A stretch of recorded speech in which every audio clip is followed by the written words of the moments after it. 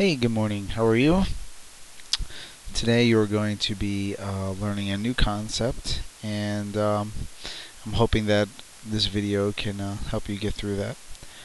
We have already learned how to approximate the area under a curve by using Riemann sums. And if you recall, what is the shape that we used in order to approximate that area? Rectangles it is. It is rectangles. But if I were to ask you to look at this curve before any type of knowing what to do or how to use it, and I asked you to use Euclidean shape, some general form or shape that you knew that you could create under this curve in order to help find the area, say between A and B, what might you use? You might think that you could use triangles or triangles and rectangles, or maybe even someone thought a trapezoid. And a trapezoid is actually what we're going to be talking about today. If you look, like this would be kind of a trapezoid right here. Actually, I should use a different color to kind of show that, even though I know it's hard to see it on there. But there's a trapezoid. If I picked another trapezoid, it kind of looks like a trapezoid. Actually, a lot better than the kind of rectangles that we use. This kind of goes right along. Now, you may recall what a trapezoid is from geometry. Trapezoid has it's a four-sided figure, kind of like a rectangle, but there's a couple special things about trapezoids, and we're going to learn today about a trapezoid and a special rule in order to approximate the area, which ends up being a better approximation under the curve. Here's a regular old trapezoid. More specifically, it's an isosceles trapezoid. Now, what makes this a trapezoid? It does have four sides, which puts it into the quadrilateral family. But what makes this different than other quadrilaterals, if you recall? Anybody? Hand raised? Anybody? What makes this different? It has one pair of parallel sides. This guy and this guy, they are parallel. And because they are parallel, we call them the bases. This is base 1. This is base 2. Now, does everyone remember how to find the area of this trapezoid? Anyone remember how to find the area of the trapezoid? The area of a trapezoid. Anybody remember? Let's see by a show of hands. How many people think they remember? That's it? There's not many of you. Well, since it's been a couple years since you had it, we'll go over it. It's actually 1/2 the sum of B1 plus B2 times the height of the trapezoid. The height of the trapezoid. Well, where's the height of the trapezoid? Is this the height of the trapezoid? Is this the height of the trapezoid? And you'll probably remember that the height of the trapezoid is this perpendicular line right there is representative of the height. So that is the area formula. And we're going to use this area formula today in order to develop a whole new calculus rule called, if you guessed it, the trapezoidal rule. So that's our objective today. The students, TSW, will use this trapezoidal rule to approximate the area under a curve. Now, I want to tell you right now, do not get this in your head. We are not going to be using sigma. We are not going to be using the summation formula. But we will be using some things from Riemann sums in order to develop this rule. But do not get this caught up with the summation or the sigma. A lot of students do that. We will be dealing with a finite number of trapezoids that we will actually find the area of.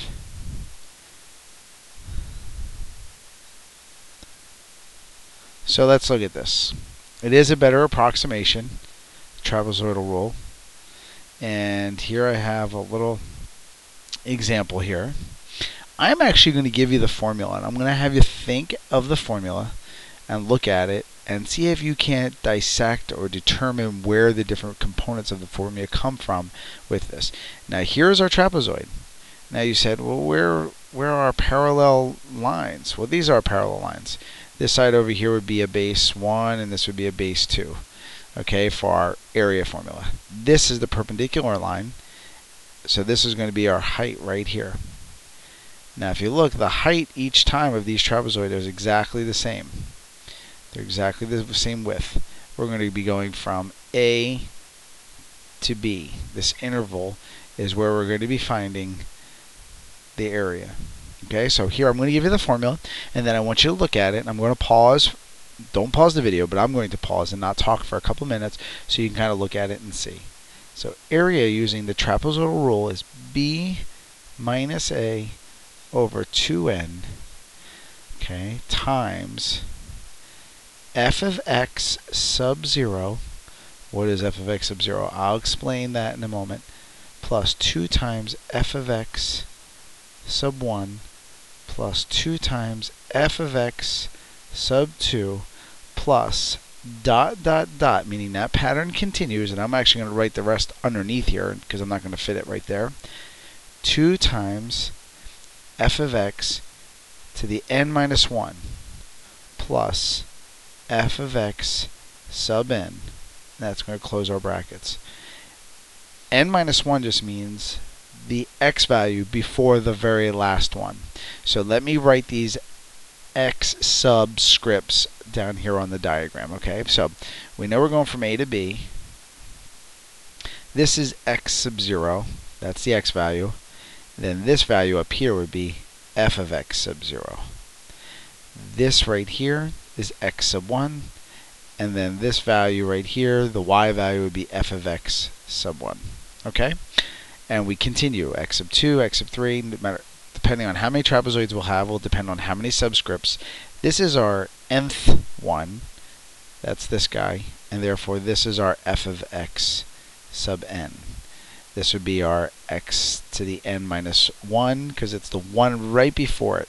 So this would be x sub 2, x sub 3. So in this particular case, this would be 4, and this would be 5, because n would be 5, because there's 1, 2, 3, 4, 5 trapezoids.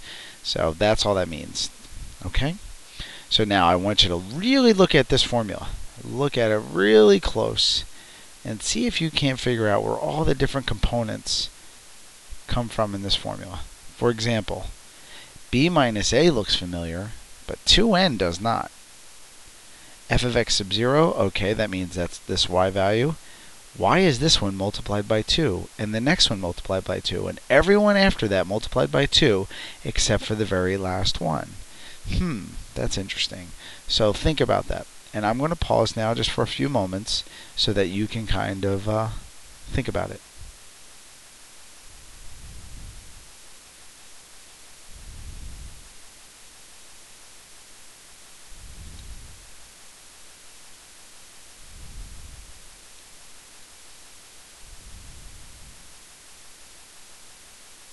I think now you're either going to get it or you're not going to get it. So let's talk about it.